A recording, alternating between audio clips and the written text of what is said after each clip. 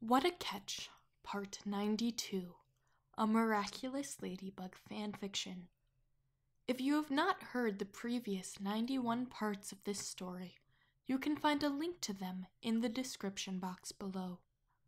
If you haven't already, make sure you've subscribed and hit the notification bell to stay up to date on the latest parts of What a Catch. Don't forget to leave a comment down below and like this video in support. Nathaniel thought he had a good life.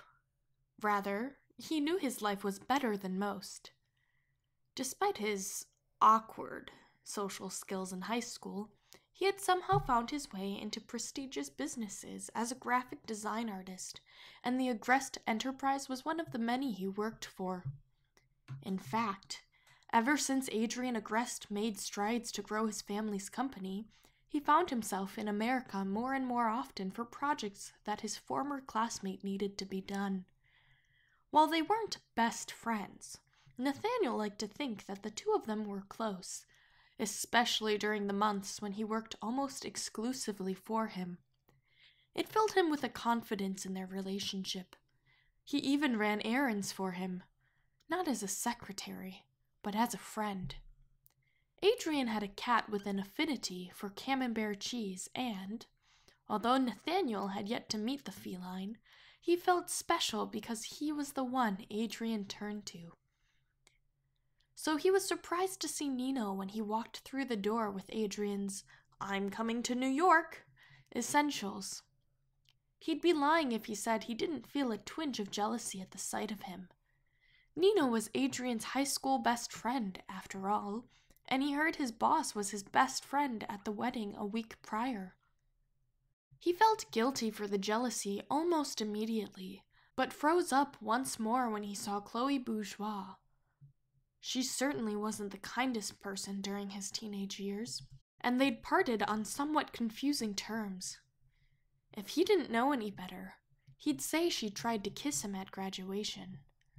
He didn't want to think of himself as conceited, but no matter how many times he replayed the memory, it was the only reasonable conclusion he could come up with. It didn't make sense, but neither does high school, so he tried not to dwell on it. Ever since then, his heart would beat a little faster when he saw her in the news or Adrian would mention her in passing. Perhaps he was a victim of Stockholm Syndrome. He wasn't sure, but his heart wouldn't let him sleep after seeing Chloe in Adrian's apartment. He'd always thought her to be pretty on the outside, but rotten to the core. Why did Adrian work with her anyway? She was a bully. Once a bully, always a bully, right? Was it because they were childhood friends? But then why was she with Nino? He could understand Adrian's poor decision, but Nino seemed to be the type of guy to keep himself drama-free. Why spend time with the worst of all blonde stereotypes? Nathaniel found himself in a beauty parlor 3 days after seeing Chloe in Adrian's apartment. The owner commissioned him for a website, and he was going to meet her for approval before leaving for Paris. His dad missed him, and Nathaniel needed a well-earned vacation. All he had to do was finish this project before catching a flight out of town. He was invited to a gala as a thank you from a different client that took place in 2 days, but he didn't see the appeal this time around. He walked into the parlor and went to the back, ready to set up for his meeting when he saw Chloe. Despite being able to have a calm, collected conversation with her a few days before, Nathaniel felt like he was going to throw up. It was as though PTSD kicked in when he saw her face. He felt his pulse quicken and covered his mouth, hoping he wouldn't reveal the contents of his lunch, when he saw Marinette Dupain Chang sitting beside her. That's odd. The two of them were sitting in New York City getting a foot massage together. They weren't talking to each other, but they were undoubtedly there together. Chloe was tapping on her phone while Marinette leaned back in her chair with her eyes closed, enjoying the massage. The scene threw him for a loop, as the girls never got along in high school. What changed between them? A lot can happen in a decade, but still. Nathaniel was almost disappointed in Marinette's choice of friend. He'd never seen Chloe Bourgeois as anything but a rotten person. He didn't care if she changed over the years.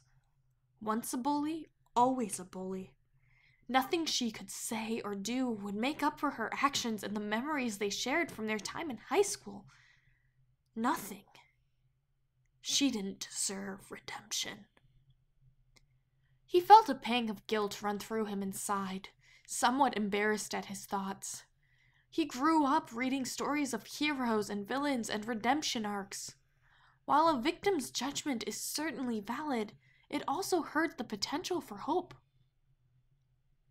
Did he want to hope? Did Nathaniel want to hope that Chloe changed? So what if she had? What was he going to do? Let her back into his life?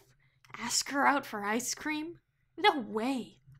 While he might be curious to know if she's improved as a person, any answer would upset him. He'd be angry if she were a better person because it would invalidate what she put him through somewhat. It's easier to paint a devil's face on a rotten soul, after all. And if she were still the same spoiled, thoughtless woman who bullied him, then he'd be angry because of all the other people she'd hurt over the years. He wasn't going to stick around to find out who she was anymore. He didn't want to pretend he was happy to see her, even if it meant a chance to catch up with Marinette.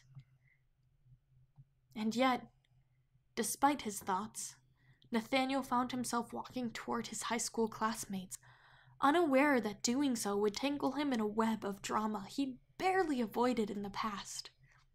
As far as he knew, Marinette was just the beautiful daughter of a bakery, and Chloe was just a spoiled rich girl with a penchant for snarky comments and fun at another's expense. As far as he knew, Hawkmoth wasn't a threat in his social circle. As far as he knew, there wasn't anything miraculous in Nathaniel Kutzberg's life. He would learn everyone's identity soon enough.